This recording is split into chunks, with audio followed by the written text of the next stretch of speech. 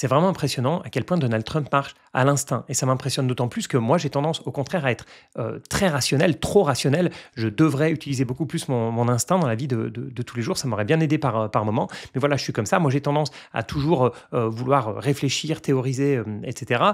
Là où Donald Trump, lui, on a l'impression qu'il voilà, il fait ça avec ses tripes.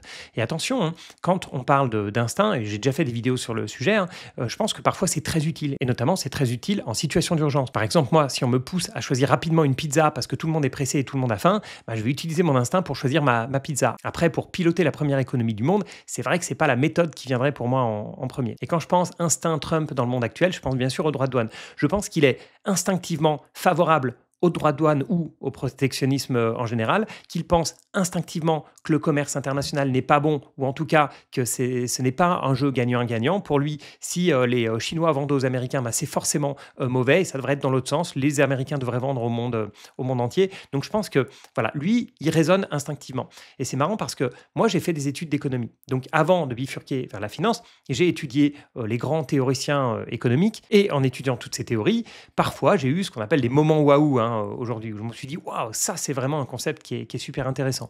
Bien sûr, il y a eu la première fois que j'ai entendu parler de la main invisible d'Adam Smith, la destruction créatrice de Schumpeter, la théorie des jeux, etc.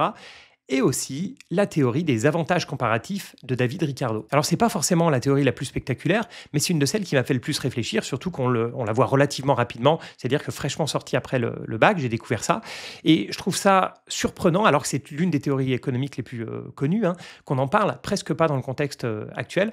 Pourtant, elle est vraiment très pertinente, parce qu'il faut se rappeler que Ricardo l'a utilisée pour s'opposer à des lois protectionnistes sur les céréales, des lois qui favorisaient les grands propriétaires terriens au détriment des consommateurs, puisque l'idée, c'était d'empêcher d'importer des céréales qui étaient moins chères et qui venaient de l'étranger. Et déjà à l'époque, Ricardo défendait l'idée que le libre-échange pouvait améliorer le niveau de vie général, même si ça allait à l'encontre des intérêts d'une minorité puissante. Donc on le voit, c'est un débat qui est vieux de 200 ans, puisque Ricardo, c'est en 1817 qu'il a publié cette théorie, qui est pourtant toujours d'actualité. Alors qu'est-ce que c'est que cette fameuse théorie des avantages comparatifs? Alors c'est simple, c'est brillant, mais c'est surtout contre-intuitif. Alors on va prendre un exemple concret. Alors, Ricardo prend l'exemple classique entre France, Portugal habituellement. Là, on va prendre un exemple avec les États-Unis d'un côté et la Chine de l'autre, et deux produits, des motos, puisque les Harley-Davidson sont l'un des rares produits encore produits aux États-Unis, et puis les smartphones. Dans le premier scénario, chacun, donc les États-Unis et la Chine, sont meilleurs dans un des domaines. Donc disons que les États-Unis sont bons pour produire des motos, ils arrivent à produire une moto en un jour, et ils sont moins bons pour produire des smartphones. Donc ils vont produire un smartphone en 3 jours. Et en Chine, c'est l'inverse. Pour eux, produire une moto prend 3 jours, et pour produire un téléphone, ça prend un jour. Donc chaque pays a un domaine dans lequel il est plus productif. Imaginons qu'on a 3 jours de travail disponibles et qu'on est dans un monde sans commerce international, les pays ne s'échangent rien. Donc en 3 jours, les États-Unis arrivent à produire une moto en un jour, et ensuite 2 tiers de smartphones dans les 2 jours restants. La Chine, elle, arrive à produire un smartphone en un jour, et puis 2 tiers de motos les 2 jours restants. Donc dans ce monde sans commerce international, on aurait une production globale de 1,66 motos et 1,66 smartphones. Et là, vous vous dites, ouais, tu aurais pu prendre des chiffres ronds, Xavier, et vous auriez raison. Mais pourquoi est-ce que j'ai pris ces chiffres-là? C'est quand on commence à autoriser les pays à échanger, donc ils sont spécialisés, mais ils échangent. Dans ce cas-là, les États-Unis vont se consacrer à ce qu'ils savent le mieux faire, donc produire des motos. Ils vont produire 3 motos en 3 jours. Et la Chine va se consacrer entièrement aux smartphones, et ils vont réussir à produire 3 smartphones en 3 jours. On a donc une production mondiale, dans le cas où les pays se spécialisent et échangent ensuite, de 3 motos et 3 smartphones. Ça veut dire que la production est presque doublée. Alors bien sûr, il y en a qui vont me dire, oui, mais on n'a pas besoin de produire toujours plus, etc. C'est pas ça l'important. L'important, c'est qu'on peut produire la même chose en 2 fois moins de temps. Ce qui veut dire, évidemment, en 2 fois moins cher. Mais c'est pas ça qui est dingue, c'est pas ça qui a fait l'effet waouh. C'est vraiment le deuxième scénario. C'est-à-dire quand un pays est meilleur en tout. Alors, on va se mettre à la place de Trump, on va dire que ce sont les États-Unis qui sont meilleurs en tout. Alors, entre nous, aujourd'hui, en termes de production, c'est probablement la Chine qui bat les États-Unis sur la plupart des produits, mais admettons que les États-Unis sont meilleurs. C'est-à-dire que les Américains arrivent à produire une moto en un jour et un smartphone en un jour. Les Chinois, eux, arrivent à produire une moto en 3 jours et un smartphone en 2 jours. Donc, on voit que la Chine est, entre guillemets, moins mauvaise pour les téléphones. Donc, sans commerce international, les États-Unis arrivent à produire 3 unités. Par exemple, une moto plus 2 smartphones. Mais bon, vous répartissez ça comme vous voulez. La Chine arrive à produire, par exemple, un smartphone et un tiers de moto. Maintenant, si on se spécialise, et c'est là où ça devient intéressant, les États-Unis vont se concentrer sur ce qu'ils savent faire le mieux, c'est-à-dire des motos, ils vont en produire 3.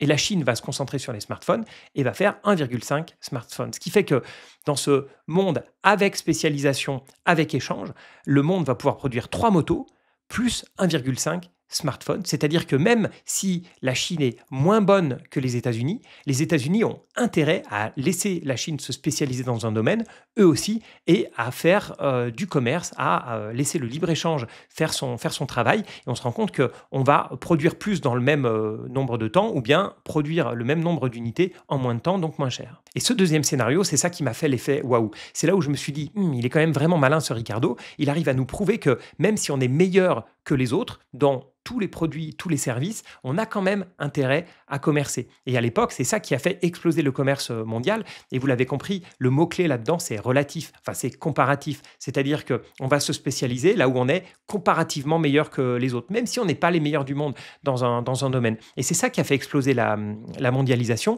C'est-à-dire qu'à l'époque où c'était les Anglais, les Français, les Allemands qui avaient les meilleures usines du monde, les meilleurs ouvriers, oui, qui avaient tout sur place, si vous voulez, ils ont commencé à échanger avec des pays qui étaient moins bons qu'eux, notamment au bout d'un moment la Chine. La Chine au départ était moins bonne que les Européens pour produire du textile par exemple, et ça c'est un autre aspect de la théorie de Ricardo qui a été développé plus tard, notamment par Paul Krugman, pour dire qu'au bout d'un moment les pays vont se spécialiser. Donc peut-être qu'au départ la Chine était moins forte pour produire du textile que les Européens, mais avec le temps elle est devenue meilleure elle s'est spécialisée si vous voulez dans ce domaine, elle a créé des usines et il y a eu des effets d'échelle importants, c'est ça aussi que note Paul Krugman. Donc on voit que cette théorie de Ricardo, des avantages comparatifs, elle nous montre que même les États-Unis, qui dans le monde de Trump seraient le meilleur pays du monde, ont besoin et ont intérêt à commercer, et notamment pour leurs consommateurs, pour ne pas payer leurs produits trop chers. Et depuis quelques temps, on voit beaucoup tourner une interview vidéo datant de 2017 de Tim Cook, le PDG d'Apple, qui expliquait déjà à l'époque que la Chine avait cessé d'être un pays à main-d'œuvre bon marché depuis bien longtemps, et que ce qui attirait Apple, ce sont les compétences techniques qui sont concentrées sur place. Et il disait, aux États-Unis, si on regroupait tous les ingénieurs en outillage, je ne suis pas sûr qu'on puisse remplir une salle. En Chine, vous allez pouvoir remplir plusieurs stades de foot. Alors attention, ne croyez pas que je suis resté l'étudiant naïf et ultralibéral de l'époque. Je me suis rendu compte que la mondialisation avait ses limites. Première limite, évidemment, l'environnement. Faire venir des biens de l'autre bout du monde, ça a une empreinte carbone complètement délirante. Et le gros souci ici, c'est que ça produit des externalités négatives qui ne sont pas payées, donc la pollution en gros, mais qui n'est pas payée par le producteur ou le consommateur. Ce qui fait que les chiffres de Ricardo sont faux, parce que si on prenait le coût pour la planète de tous ces échanges mondiaux, le bénéfice serait probablement moindre. Donc évidemment, le premier bémol, c'est l'environnement. Le deuxième bémol, c'est la vulnérabilité de l'économie. Et ça, on s'en est bien rendu compte pendant la crise du Covid. C'est là où on s'est rendu compte, quand les supply chains ont commencé à trembler ou à s'arrêter totalement, qu'avoir 80% de certains composants de médicaments qui venaient de Chine ou d'Inde, ça posait un problème. Le monde est devenu plus fragile à cause de cette mondialisation. Et si on ne produit plus rien localement, on perd en souveraineté économique. On a beaucoup parlé de l'armement, des pays qui étaient dépendants de l'armement américain, à quel point c'était un danger pour eux, voire même dans certains cas, alors on a beaucoup parlé des F-35, mais d'avoir un armement qui peut être quasiment bloqué à distance par un pays. Mais il n'y a pas que l'armement, il y a aussi les produits agricoles, les produits industriels, etc. Bon bref, je pourrais continuer longtemps là-dessus. Et puis un autre sujet, il y en a certains qui vont dire oui, mais les États-Unis creusent leur déficit commercial à force d'importer. Ça, c'est pas durable, parce que les exportateurs vont recevoir des dollars, et ces dollars, ils vont les utiliser et ils vont souvent finir par acheter de la dette américaine, ils vont acheter des actifs américains, des actions, de l'immobilier, potentiellement les garder en réserve. Donc en clair, les États-Unis consomment, et notamment beaucoup de produits importés, et le reste du monde finance cette consommation. Alors tant que la confiance dans le dollar reste intacte, ça tient, mais si la confiance vient à diminuer, là ça devient un petit peu plus compliqué. C'est d'ailleurs l'un des sujets du moment, mais ce n'est pas du tout le sujet de cette vidéo. Alors oui, dans certains cas bien précis, le protectionnisme est nécessaire, par exemple pour protéger des industries naissantes. C'est un autre économiste, Friedrich List, qui disait justement qu'il fallait parfois protéger temporairement des secteurs pour qu'ils grandissent avant d'affronter la concurrence mondiale. Il comparait ça aux enfants d'ailleurs. Il disait il faut les protéger, les laisser grandir, atteindre un certain niveau de compétence avant de les laisser affronter le monde. Ensuite, il faut réduire la dépendance stratégique, j'en ai parlé rapidement. Donc produire localement des biens essentiels comme les médicaments, l'armement, les produits agricoles ou bien l'énergie. Ça se comprend assez instinctivement. Alors voilà, je ne dis pas qu'il faut toujours écouter les économistes, je suis même relativement critique sur tous ceux qui vont être plutôt dans la prévision, etc. Mais écouter ces grands penseurs qui ont théorisé des concepts comme le libre-échange, je trouve que c'est toujours intéressant de s'y replonger en prenant les bémols qui sont apparus depuis, hein, comme je le disais, plutôt que d'écouter son instinct. Et donc, je pense que Trump aurait intérêt à relire, enfin, à lire ou à relire, je ne sais pas, David Ricardo. Alors là, je vous ai donné mon avis, mais maintenant, j'aimerais avoir le vôtre. Où est-ce que vous situez la juste limite entre libre-échange et protectionnisme? Quels sont les secteurs qu'il faut protéger à tout prix, les produits qu'on doit absolument produire localement? Est-ce que pour certains, peut-être qu'il n'y a rien à protéger et qu'il faut être 100% libre-échange, voilà, laisser totalement les biens et services fluctuer, et puis c'est le marché qui fera son œuvre. J'ai cité la main invisible d'Adam Smith au début. Qu'est-ce que vous pensez de ça? Quels sont pour vous les secteurs à privilégier, ou est-ce que vous êtes un libéral pur jus qui pense que voilà, le marché ça va s'ajuster, que si à un moment il y a un conflit avec les Américains, enfin un conflit comme ça protectionniste, les Européens vont naturellement se mettre à produire plus d'armes, etc. Et que finalement le marché va faire son œuvre. Qu'est-ce que vous pensez de tout ça? Mettez-moi ça en commentaire, ça m'intéresse énormément. Merci à tous pour votre soutien. N'oubliez pas de noter le podcast si vous m'écoutez en podcast, de faire un like sur la vidéo, de partager. C'est ce qui fait vivre la chaîne et ça me motive toujours à faire ces vidéos. Voilà, merci à tous et à bientôt. Ciao.